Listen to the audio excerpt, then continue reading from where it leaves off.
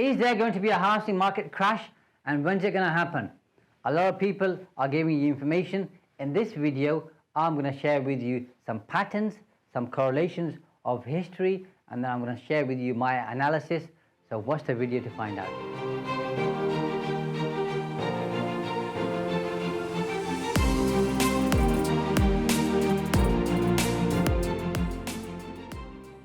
While I can't say for certain what the future holds, and I don't think anybody can to some extent, I've been asked a lot about a housing market crash because that's front and center of most people's mind right now. Now, recent rises in UK-based interest rate have sparked fears that the market crash might happen sooner rather than later.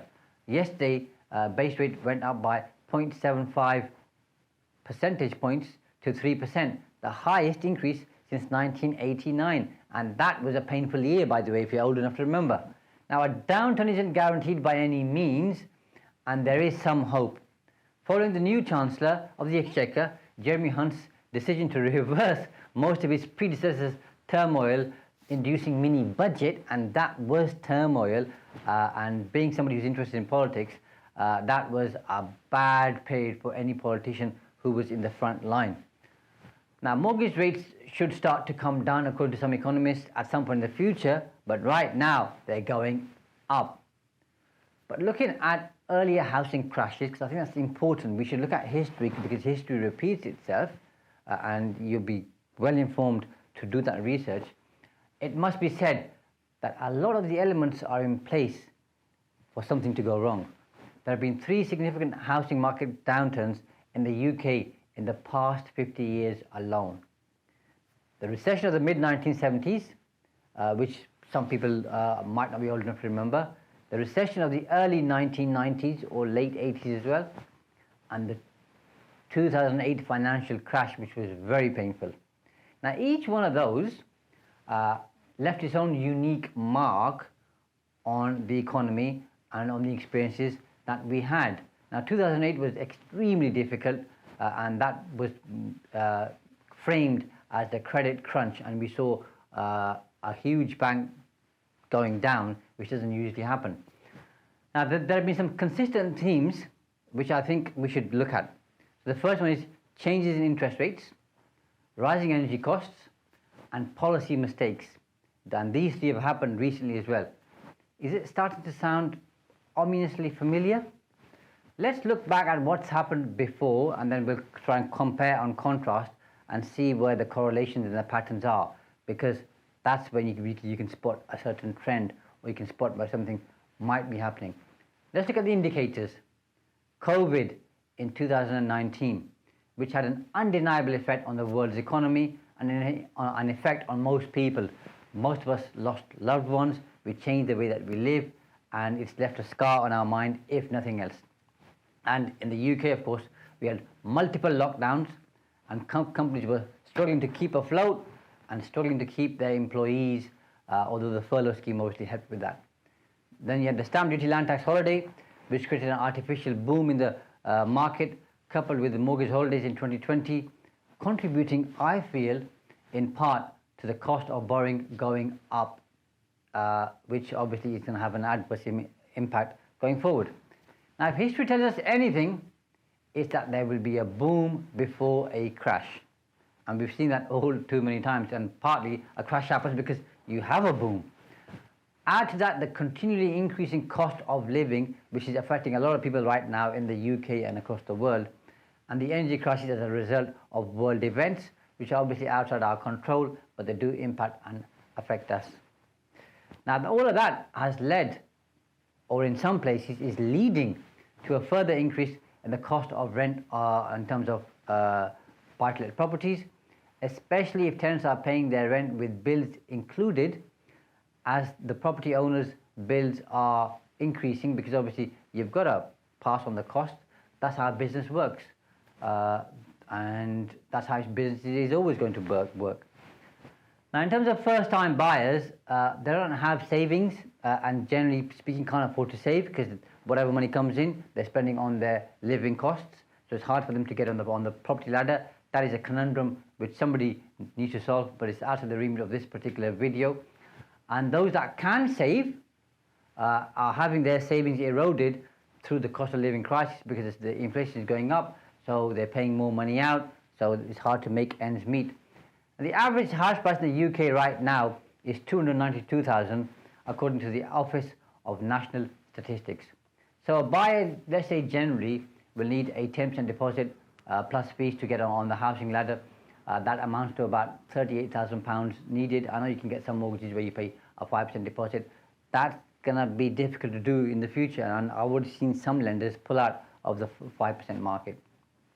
So if you need £38,000, you've got to have those savings, and most people unfortunately don't, because usually it's the younger people who are first-time buyers and they're not on high salaries. In fact, the average salary in the UK is around £30,000, which equates to just under £2,000 after tax every single month. And let's say the average rent is £969 or thereabouts, just under £1,000. The average cost of bills are, let's say, £565, or let's call it £550, which is kind of your council tax, your gas, electric, water, internet, and then people have other subscriptions for their phone, Netflix, Spotify, Sky, Amazon Prime.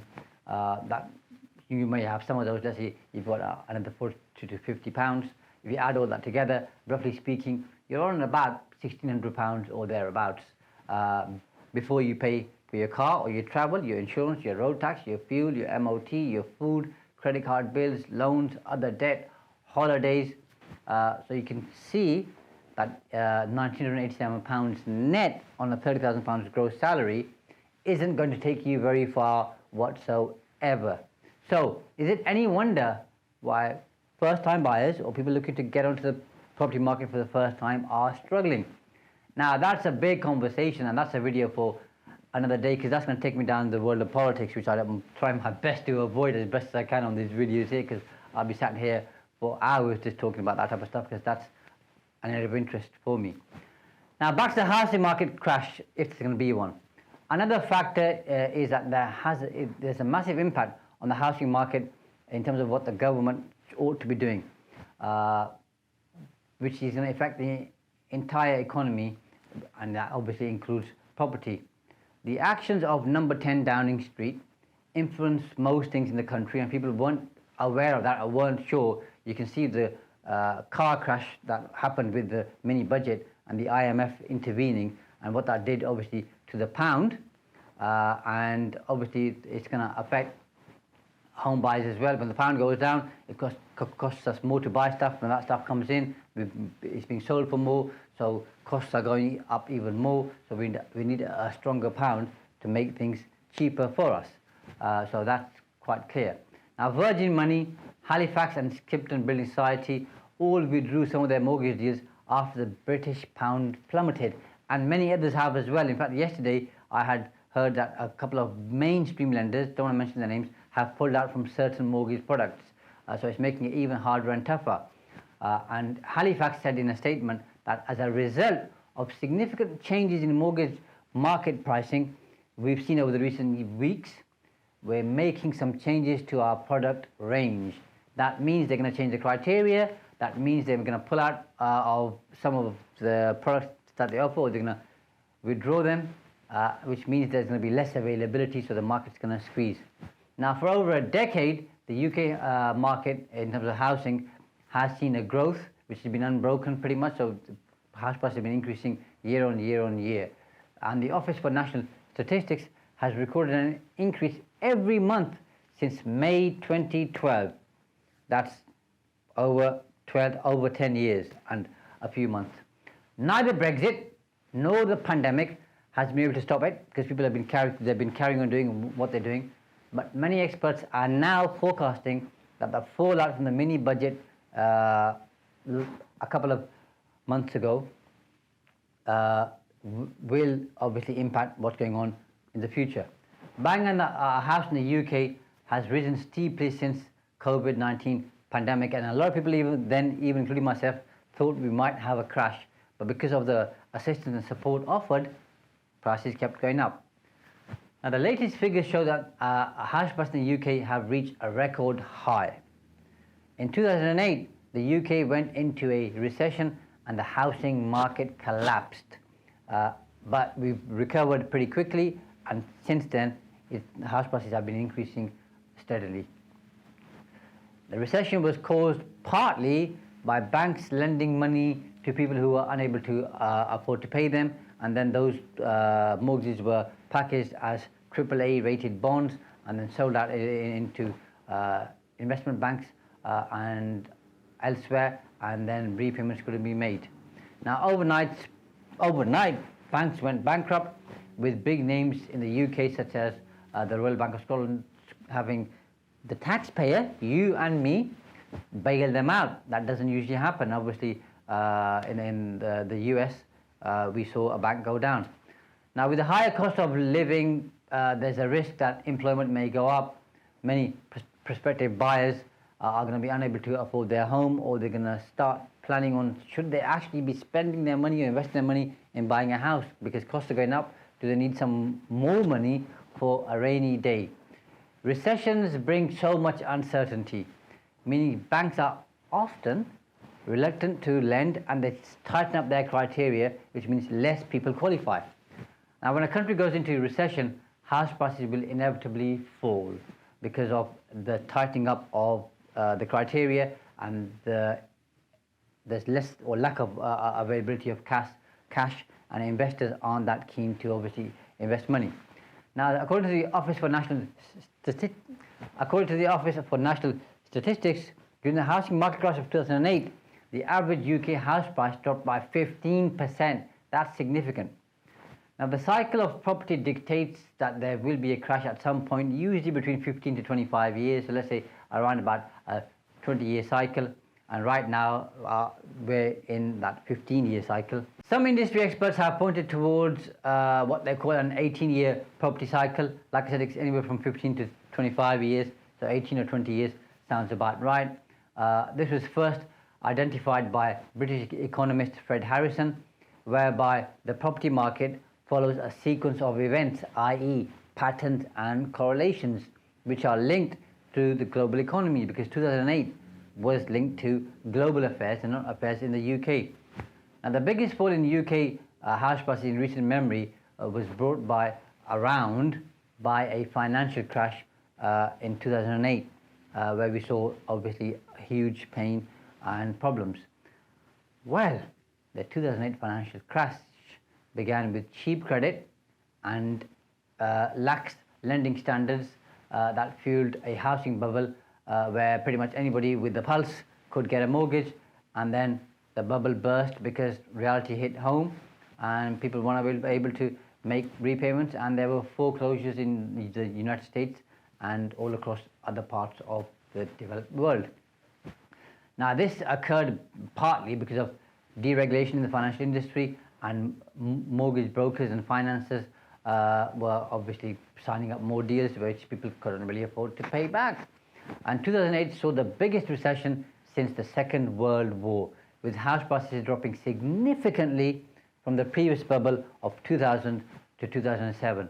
We saw an average property price rise from 100,000 to 225,000 pounds. That's massive in any terms.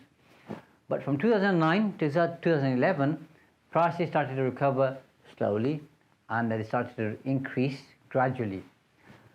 Much depends on how high rates stay, interest rates, and for how long. But at current rates, affordability calculations suggest that house prices could easily fall by anywhere from, say, 10% to 20%.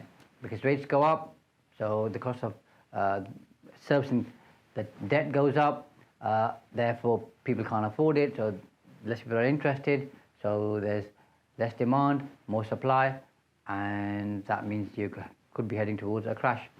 Now, the drop could be larger than 20%, and it depends on the loan-to-value rates or options products being available on mortgages.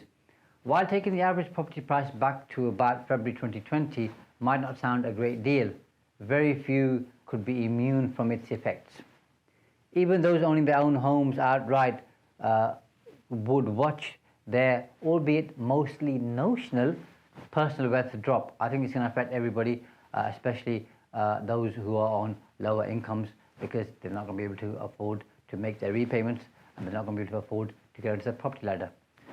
Those with equity release products or treating their home as a pension would be more directly affected. And I'm not a big fan of equity release, by the way, but again, that's a conversation for a different day. First-time buyers, again, are going to be affected. They're going to be stretched. They're not going to be able to afford to get or save the deposit because their money is being eroded on the inflationary cost and the cost of living. Some groups will need more government support than others. Is that government support going to come, or is there going to be more austerity? Time will tell. It seems like there's more austerity, and the UK government's been warned against that, but let's see what happens. The plight of those in shared ownership properties who pay both a mortgage and rent is particularly worrying, in my opinion. With rising mortgage interest rates linked to inflation, the RPI hit 12.3% in August this year. As it is for those who have recently signed up to additional mortgages, or those who have signed up to the government's Help to Buy equity loan scheme. As you can see, the pain is building up, and you can see a pattern correlation as we've seen in previous periods.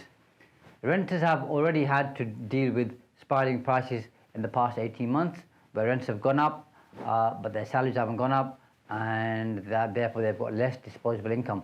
And now they face further increase, which means further pain, which also means a further possible increase in some of their costs and their rents, because like I said to you, the cost needs to be passed on. That's just how business works. The need for household support could become enormous and extremely important. Knight Frank became one of the first major brokers in the UK to forecast a double-digit downturn, predicting that house prices will fall by almost 10% over the next 2 years. Now, 10% might not seem a lot to some people, but 10% is significant and it's huge. Frank Knight also said that house prices will have risen by 6% by the end of 2022, but they will fall by 5% in 2023 and a further 5% in 2024 as a result of sudden spikes or increases in mortgage rates caused by the government's fiscal plans or inability to plan properly and go through the numbers, which they should do because they have clever people supporting them and having very clever spreadsheets which tell them what they may or may not do or should not do. Now, this will take house prices back to where they were last summer. Knight Frank is not alone in its prediction, by the way. Others are following suit. There's the likes of Credit Suisse and Capital Economics, which have both of them have forecast a fall between anywhere from 10% to 15%. On top of that, the Bank of England has predicted that, and whatever the Bank of England says is extremely important because they are really clever people who understand the economy and finances better than most of the people, that inflation in the UK will hit 13%, maybe even higher, by the end of this year, and next year it will go possibly to 15 to 18%. Then why hasn't the crash happened right now is what you may be thinking. I can reasonably confidently say that there will be a crash, but I don't have a crystal ball. The indicators are there, the signs are there, we can see what's happening, and we've just got to take lessons from history, because history repeats itself, and the smart people look at those indicators and then plan accordingly. However, indicators alone don't tell us when a crash will happen. As a fellow property investor, I am preparing for a crash and a downturn in the economy and looking at what the effects could be for me and my business and for my clients. Now, if house prices drop by, let's say, 15 to 20%, then can you afford to keep all of your properties, or even some of the properties that you have? Or a better question is, will you be able to afford to sell them? Is there enough equity in there to make it worthwhile selling? Or are you going to sell them and make a loss and then obviously make up that loss? Something crucial to remember is that although a crash could happen, at some point it is going to happen because we know that happens, the market will also recover because we are reasonably resilient. How long it takes, nobody knows, but we will recover. It might take a few years, but it will enter growth again, and then obviously the same cycle, because as you know, we have this period of doom and gloom, and then we have the period of boom and bust. That's just how things work. Now, the Bank of England is saying that a recession will last for anywhere from 18 months to 2 years. That is a long time for anybody, by the way. So I would say what you ought to do is review your plan, look at your the interest rates, look at your affordability, cut your costs, analyze deals in a very different way with a higher margin for error. So you've got to buy even cheaper. You've got to include the additional interest cost in there. You've got to forecast for additional increases if you're doing flips or commercial conversions, or if you're building new homes. Account for all that, and then see if there's any margin left in deals. If the deal doesn't work, or if you're not sure about it, or if it's tight margins, I would say step away, move on, look at the next deal. And if deals don't stack up, by the way, and they're not working, fine. Why would you want to do a deal badly enough that you end up doing a bad deal? So this is a time period for caution, for you to be sensible, for you to be pragmatic, for you to look at the previous patterns and correlations and be smart. Now, a good thing to think of course, is opportunity always exists. So even during times of recession, you'll see some people do well. And they do well because they act smartly, they do things differently. Some of them have more access to cash because they've either saved money or they've got access to it. And if you're in that situation, you could benefit. Even if you're not, if you change the way that you do things and cut your cloth accordingly, you'll still be okay. But it is a difficult time period, and we will get through it, but it's going to be a rocky ride.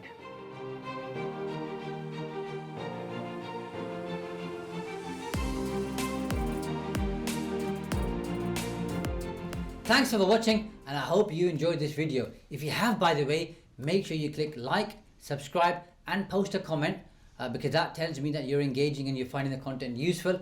And if you like this video, make sure you check out this video here, because it's the next stage in terms of your learning and development.